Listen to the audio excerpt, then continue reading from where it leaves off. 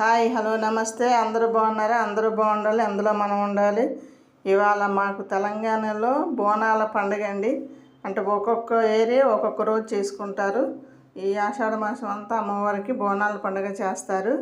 సరే, ఈరోజు మా ఊళ్ళో బోనాల పండుగ. సరే, పొద్దున్నే లేచామా, ఇల్లు ఊడ్చుకోవడం, తుడుచుకోవడం, ఇంట్లో పనులు చేసుకోవడం, అందరూ తలస్నానాలు చేయడం, ఈ పనులు సరిపోయినాయి.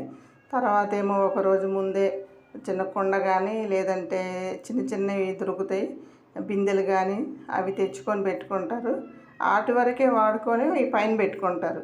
అప్పుడు ఏం చేస్తారంటే పొద్దున్నే అమ్మవారికి చీర, కోడి, కొబ్బరికాయ తీసుకెళ్ళి ఆ అమ్మవారికి చీర చూపించేసి కొబ్బరికాయ కొట్టి కోడిని కోసుకొచ్చేస్తారు.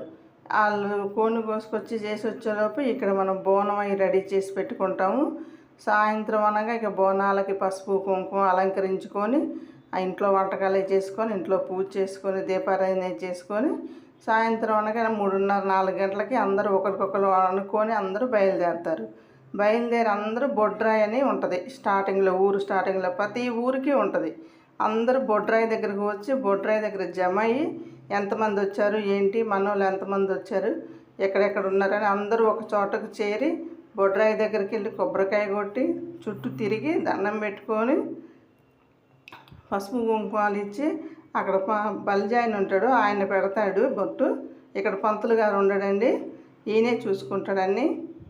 అందరూ చూస్తున్నారు, లైక్ కొట్టండి, సబ్స్క్రైబ్ చేసుకోండి. ఈ వీడియో అందరి దగ్గరికి వెళ్ళొద్ది, అందరూ చూస్తారు.